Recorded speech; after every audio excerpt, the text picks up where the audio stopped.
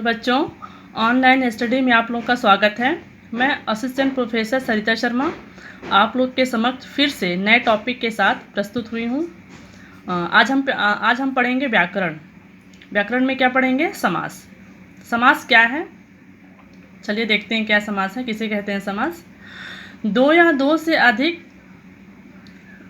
से अधिक शब्दों से मिलकर बने हुए नए सार्थक शब्द को समास कहते हैं। अब समास के भेद कितने हैं, जिसे बोलते हैं प्रकार। तो समास के भेद मुख्य 4 प्रकार, 6 भेद होते हैं। समास के कितने भेद होते हैं? 6 भेद होते हैं। कौन कौन से? अव्ययी भाव समास, तत्पुरुष समास, कर्मधारय समास, द्विगु समास, द्वंद्व समास, बहुव्रीहि समास। अब देखेंगे कि अव्ययी भाव समास किसे कहते हैं। जिस समास का पहला पद अव्यय तथा प्रधान हो उसे अव्ययी भाव समास कहते हैं। अब इसको ट्रिक से जानेंगे कि अव्ययी भाव समास तो अपन देख लिए कि पहला पद अव्यय तथा प्रधान हो उसे अव्ययी भाव समास कहते हैं। अब देखते हैं, ट्रिक से जानेंगे कि पहला पद छोटा, पहला पद क्या होता है? छोटा होता है और प्रधान होता है। जैसे उदाहरण में प्रतिदिन, प्रतिदिन, प्रति प्लस दिन, प्रति क्या है? छोटा है, जिसे बोलते हैं उपसर्ग। तो प्रतिदिन बराबर प्रति प्लस दिन बराबर प्रतिदिन। जन्म, आजन्म, फिर क्या है? आ क्या है आपका? उपसर्ग प्लस जन्म, जिसे मिलकर क्या बनेगा? आजन्म। महर्ष, म क्या है? आपका उपसर्ग है। क्या है? उपसर्ग। ये क्या है? म उपसर्ग है। म प्लस हर्ष क्या हो जाएगा? महर्ष। यथा संभव, यथा क्या है आपका? यथा है आपका उपसर्ग प्लस संभव, तो यथा प्लस संभव को मिलाकर क्या हो जाएगा? यथा संभव। प्रतिकूल, प्रति क्या है आपका? उपसर्ग है। प्रति प्लस कूल दोनों मिलकर क्या होंगे? प्रतिकूल।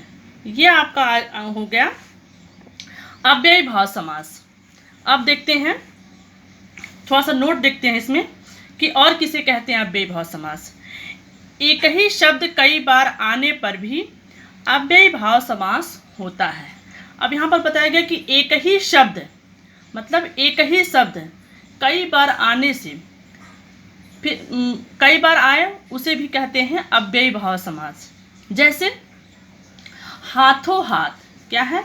हाथों हाथ बराबर हाथ प्लस हाथ। दिनों दिन, दिनों दिन, दिन प्लस दिन मिलकर क्या हो जाएगा? दिनों दिन। अगर ये शब्द आए तो भी आप कहेंगे उसे अव्ययी भाव समास। अब दूसरा देखते हैं, तत्पुरुष समास। तत्पुरुष समास क्या होता है? जिस समास में दूसरा पद प्रधान होता है तथा दोनों पदों के बीच का कारक चिन्ह लुप्त हो जाता है उसे तत्पुरुष समास कहते हैं। अब देखते हैं ट्रिक से इसको। ट्रिक क्या है इसका? दूसरा पद छोटा होता है। कैसे छोटा होता है? जैसे उदाहरण राजकुमार। अब राजकुमार, राजा का कुमार। राजपुत्र, राजा का पुत्र। करुणापूर्ण, करुणा से पूर्ण। यज्ञशाला, यज्ञ के लिए शाला। शिवालय, शिव का आलय। पुरुषोत्तम, पुरुषों में उत्तम। मतलब क्या बताया गया है कि दूसरा पद छोटा होता है। यहाँ पर बताया गया है राजकुमार और यहाँ पर बताया गया है राजा का कुमार। तो दूसरा पद क्या है? यहाँ पर बड़ा, मतलब पहला है राजकुमार, यहाँ पर क्या है? राजा, राजा का कुमार। का क्या हुआ है? लुप्त हो गया। अब आगे बताएंगे का कहाँ से लुप्त हुआ है। पुरुषोत्तम, पुरुषों में उत्तम। पाप मुक्त, पाप से मुक्त। अब देखते हैं कि यहाँ पर बताया गया कि कारक चिन्ह लुप्त हो जाता है। बीच का जो कारक चिन्ह होता है लुप्त हो जाता है। आप लोग पढ़ते चले आए हैं पहले कि संज्ञा, सर्वनाम, है ना, कि कर्ता ने कर्म को करण से। तो इसमें भी यही बताया गया है कि कारक चिन्ह जो यहाँ पर है ये क्या होता है, लुप्त हो जाता है। तो तत्पुरुष समास के भेद, अब हमने जो पढ़ा है तत्पुरुष समास, उसके भेद कौन कौन से हैं, जो यहाँ पर बताया गया है कि कारक चिन्ह क्या है, लोप मतलब लुप्त हो जाता है। तो यहाँ पर बताया गया है तत्पुरुष समास के 6 भेद होते हैं। अब इसके कौन कौन से हैं, कर्म तत्पुरुष, करण तत्पुरुष, संप्रदान तत्पुरुष, अपादान तत्पुरुष, संबंध तत्पुरुष, अधिकरण तत्पुरुष। अब कर्म का कौन सा है चिन्ह, कर्म में क्या है, को का क्या होता है, लोप हो जाता है, को का लोप हो जाता है। करण से के द्वारा लोप हो जाता है, क्या है, से के द्वारा लोप हो जाता है। संप्रदान में के लिए कारक चिन्ह क्या होता है, लोप हो जाता है। अपादान तत्पुरुष से मतलब अलग से, क्या, जैसे आप देखते हैं पेड़ से पत्ते गिरना, मतलब पेड़ से पत्ता क्या हो गया, अलग हो गया। संबंध तत्पुरुष का के की, ये क्या है, का के की लोप हो जाता है। अधिकरण तत्पुरुष में क्या होता है, में पर का लोप हो जाता है। जैसे यहाँ पर हमने बताया था कि राजा का पुत्र यज्ञ राजपुत्र, राजा का पुत्र, यहाँ पर बताना कर्म तत्पुरुष कि राजा का पुत्र, यहाँ पर का क्या हुआ, लोप हो गया। संप्रदान जैसे हो गया करण तत्पुरुष में क्या हो गया, के लिए ये से के द्वारा लोप हो जाता है, से के द्वारा यहाँ पे भी लोप हो जाता है। और यहाँ पर बताया गया है के लिए क्या है, संप्रदान तत्पुरुष में क्या है, यज्ञशाला, यज्ञ के लिए शाला, तो यहाँ पर के लिए क्या हुआ, लोप हो गया। और यहाँ पर बताया गया है संबंध तत्पुरुष, तो संबंध में का के की मतलब लोप हो जाना। जैसे हमने बताया यहाँ पर राजकुमार राजा का पुत्र, राजपुत राजा का पुत्र, यहाँ पर का क्या हुआ, लोप हो गया। ये संबंध तत्पुरुष में है का के की क्या हुआ, बीच में लोप हो गया, तो लुप्त हो गया। दूसरा क्या है, पुरुषोत्तम में पुरुषों में उत्तम अच्छा, तो पुरुषों में उत्तम से अधिकरण तत्पुरुष में क्या है, में पर, मतलब पुरुषों में, यहाँ पर में क्या हुआ आपका, लुप्त हो गया, मतलब गायब हो गया, पुरुषों में उत्तम। अब यहाँ बताया गया है करण तत्पुरुष, करण में क्या है, से के द्वारा, तो यहाँ पर पाप से मुक्त, यहाँ पर से क्या हुआ है, लोप हो गया है। अब देखते हैं कर्मधारय समास, जिस समास का उत्तर पद प्रधान होता है तथा पूर्व पद व उत्तर पद में उपमान, उपमेय तथा विशेषण विशेष्य का संबंध होता है, उसे कर्मधारय समास कहते हैं, अब ट्रिक से जानेंगे कि कर्मधारय समास का ट्रिक क्या है। पहला पद विशेषण दूसरे पद की तुलना होती है। तीसरा क्या है, विग्रह करने पर मध्य में है जो के समान, क्या दिखाया है, विग्रह करने पर मध्य में क्या है जो के समान। ये आपका ट्रिक है, इसी ट्रिक से हम देखेंगे कि कैसे इसको पहचानते हैं कि कर्मधारय समास क्या है। अब इसका एग्जाम्पल देखते हैं। चरण कमल में क्या है, हमने बताया था ना, के समान, चरण कमल के समान। दूसरा है महापुरुष, महान है जो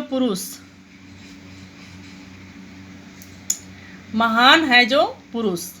तीसरा है मृग नयन, मृग के समान, यहाँ पर जुड़ गया के समान, मतलब मृग नयन, मृग के समान क्या हुआ, नयन है। दूसरा हमने बताया महापुरुष, महान है जो क्या है, पुरुष। पहला बताया था हमने चरण कमल के समान क्या है, चरण है। अपन क्या करते हैं, एक दूसरे से तुलना करते हैं, कंपैरिजन करते हैं कि वो उनका इनके समान, जैसे होता है ना, हमने कभी कभी हम लोग तुलना करते हैं कि उनका मुख क्या है, चंद्रमा के समान है।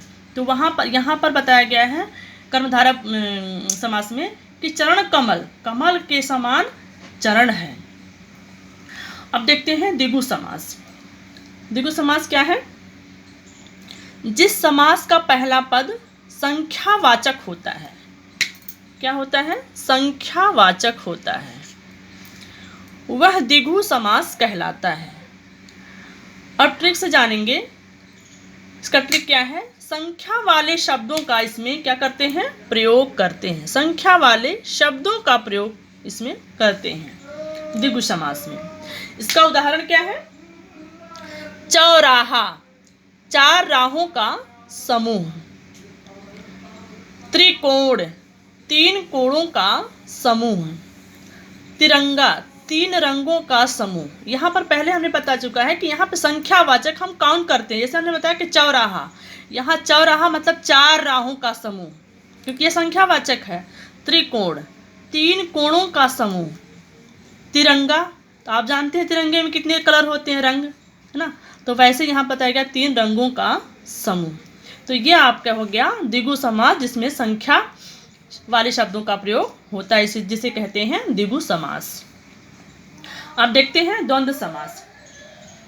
जिस समास के दोनों पद प्रधान होते हैं तथा विग्रह करने पर और अथवा या एवं लगता है, यहाँ बताया गया है और अथवा या लगता है, वह द्वंद्व समास कहलाता है।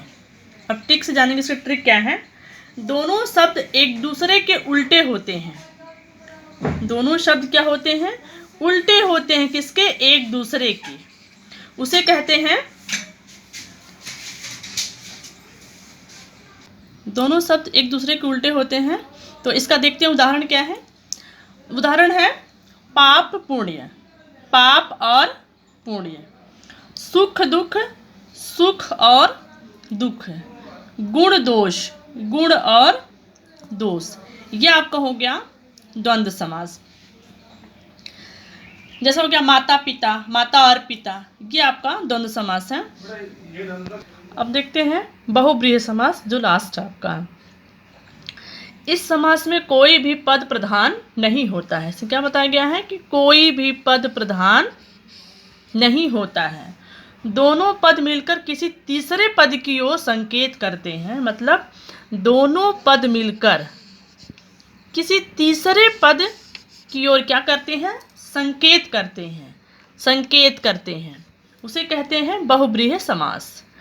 अब इसकी बहुब्रीहि समास का ट्रिक देखते हैं कि इसको कैसे पहचानें, किस माध्यम से पहचानेंगे।